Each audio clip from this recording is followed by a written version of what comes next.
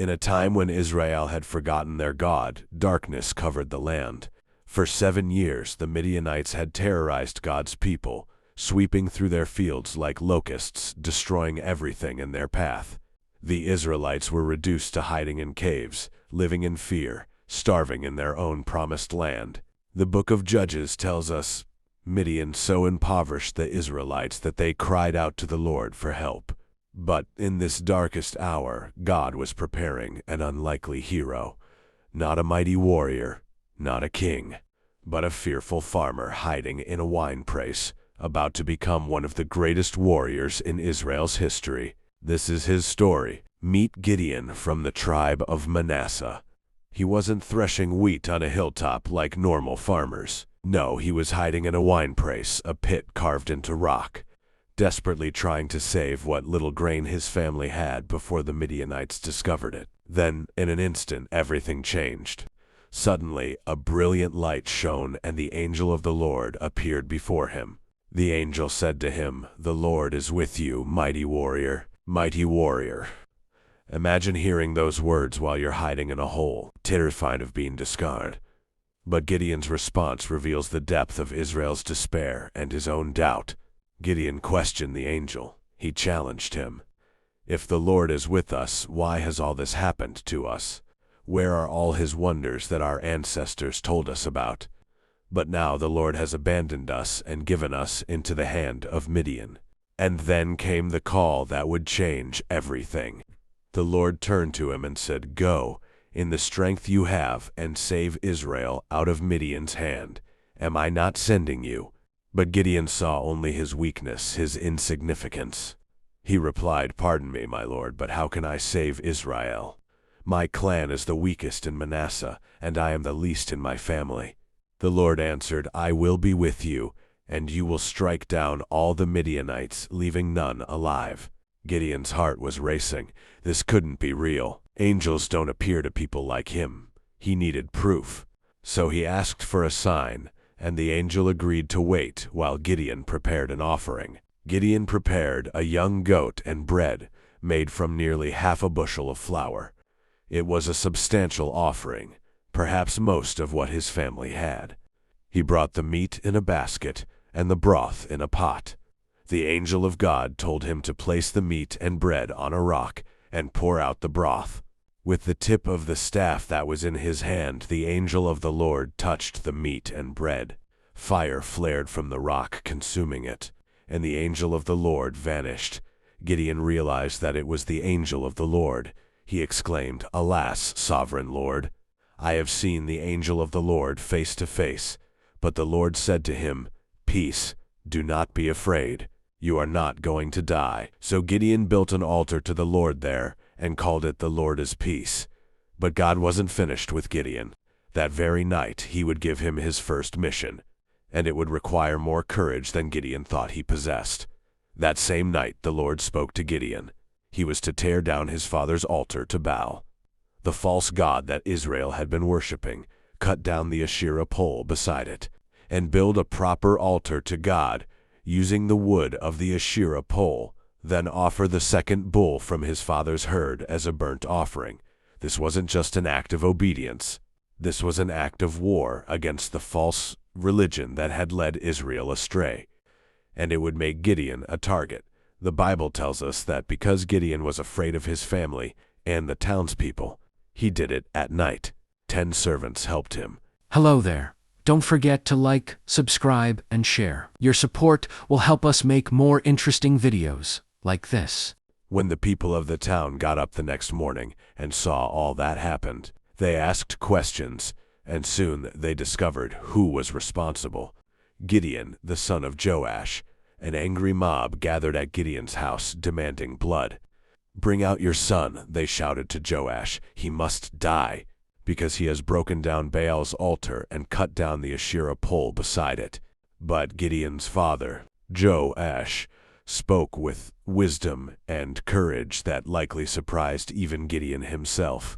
Joash replied to the hostile crowd, "Are you going to plead Baal's cause? Are you trying to save him? Whoever fights for him shall be put to death by morning. If Baal really is a god, He can defend himself when someone breaks down his altar. The crowd had no answer. Their God had been destroyed and done nothing. Their God needed humans to defend him. What kind of God was that? So that day they gave Gideon the name Jerubbaal, saying, "Let Baal contend with him, because he broke down Baal's altar." Gideon had passed his first test. He had taken a stand against false gods, even when it meant standing against his own community. But the real battle was about to begin. Now all the Midianites, Amalekites, and other eastern peoples joined forces and crossed over the Jordan. They camped in the valley of Jezreel. These weren't just raiders anymore. This was an army of annihilation. The Bible describes them as thick as locusts, their camels as countless as the sand on the seashore. But then the Spirit of the Lord came on Gideon, and he blew a trumpet, summoning the Abiezrites to follow him. The fearful farmer who had been hiding in a winepress was now filled with God's Spirit, calling Israel to war. He sent messengers throughout Manasseh, calling them to arms. He sent messengers to Asher, Zebulun, and Naphtali, and they too went up to meet them. 32,000 men answered the call. 32,000 warriors stood ready to follow Gideon into battle. It must have felt like confirmation. But Gideon, still wrestling with doubt, needed to know for certain that this was God's plan. So he asked for another sign. Gideon said to God, "If you will save Israel by my hand as you have promised, look, I will place a wool fleece on the threshing floor. If there is dew only on the fleece and all the ground is dry, then I will know that you will save Israel by my hand." It was a bold request, but God in his patience answered. Gideon rose early the next day. He squeezed the fleece and wrung out the dew, a bowlful of water. One fleece, one bowl of water. Dry ground all around. It was undeniable. But doubt is a persistent enemy. Then Gideon said to God, "Do not be angry with me. Let me make just one more request. Allow me one more test with the fleece, but this time make the fleece dry and let the ground be covered with dew." That night God did so. Only the fleece was dry. All the ground was covered with dew. God was patient with Gideon's fear. He gave him the signs he needed. He met him in his weakness. And now, with certainty filling his heart, Gideon was ready, or so he thought. Because God's ways are not our ways, and his idea of victory would be unlike anything Gideon could imagine. Early in the morning, Gideon and all his men camped at the spring of Harod, 32,000 fighting men. It wasn't enough to match the enemy's numbers, but it was something. With God's help, perhaps it could be enough. But then God spoke, and his words must have shaken Gideon to his core. The Lord said to Gideon, "You have too many men. I cannot deliver Midian into their hands, or Israel would boast against me. My own strength has saved me." Too many? They were already outnumbered, perhaps 100 to 1. But God's lesson was clear. This victory would not be won by human strength. It would be a testimony to his power alone. Now announced to the army, "Anyone who trembles with fear may turn back and leave Mount Gilead." So 22,000 men left, while 10,000 remained. 22,000 men walked away. More than two-thirds of the army simply left. The 10,000 who remained must have felt like the brave ones, the faithful ones, the ones who would see God's deliverance. But the Lord said to Gideon, "There are still too many men." Still too many. God wasn't finished. He was about to reduce Israel's army to an absurdity. "Take them down to the water, and I will thin them out for you there. If I say, 'This one shall go with you,' he shall go. But if I say, 'This one shall not go with you,' he shall not go." So Gideon took the men down to the water. There the Lord told him, "Separate those who lap the water with their tongues, as a dog laps from those who kneel down to drink." 300 of them drank from cupped hands, lapping like dogs. All the rest got down on their knees to drink. The Lord said to Gideon, "With the 300 men that lapped, I will save you and give the Midianites into your hands. Let all the others go." 9,700 more men sent home. Gideon now stood with just 300 warriors against an army as numerous as locusts, with camels as countless as sand. From 32,000 to 300. The odds had gone from impossible to absurd, but this was exactly where God wanted them. Because now, when victory came, there would be no doubt about whose hand had delivered Israel. During that night the Lord said to Gideon, "Get up, go down against the camp, because I am going to give it into your hands." God had promised victory. But if you're anything like Gideon, you might need a little more reassurance when you're about to lead 300 men against an army of thousands. And God, knowing the human heart, offered grace. "If you are afraid to attack," the Lord continued, "go down to the camp with your servant Purah and listen to what they are saying. Afterward, you will be encouraged to attack the camp." God didn't condemn Gideon for his fear. He accommodated it.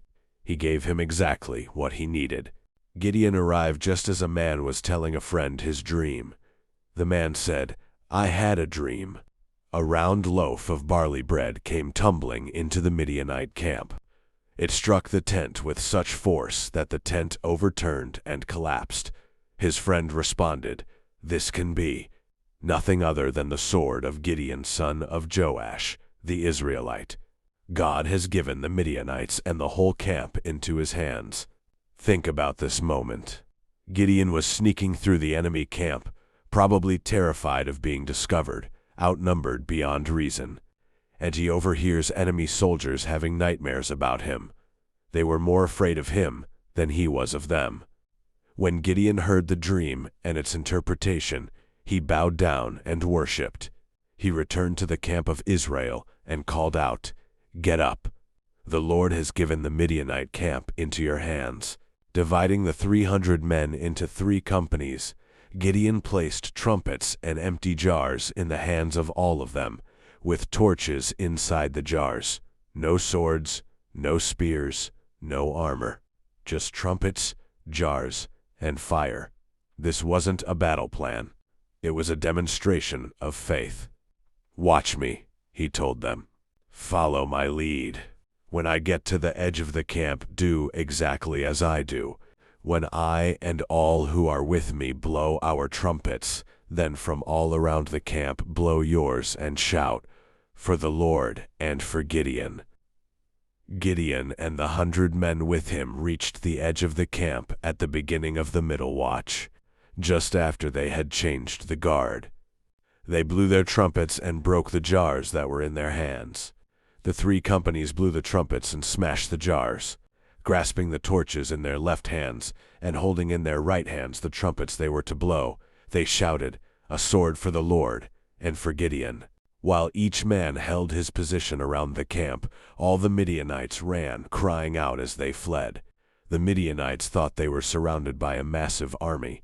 When the 300 trumpets sounded, the Lord caused the entire army to turn on each other with their swords. The army fled far without striking a single blow. The oppressors of Israel, the army that had terrorized them for 7 years, was utterly destroyed, not by superior numbers, not by better weapons, but by obedience to God's impossible plan. The man who began this story hiding in a winepress ended it as one of Israel's greatest judges.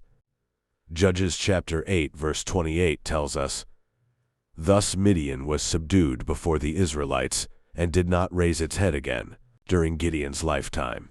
The land had peace 40 years. Gideon's story teaches us something profound about how God works. God doesn't call the qualified, he qualifies the called. 1 Samuel chapter 2 verse 9 reminds us, "It is not by strength that one prevails."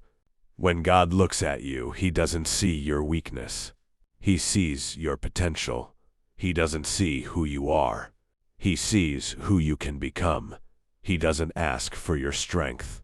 He asks for your obedience. The question isn't whether you're qualified.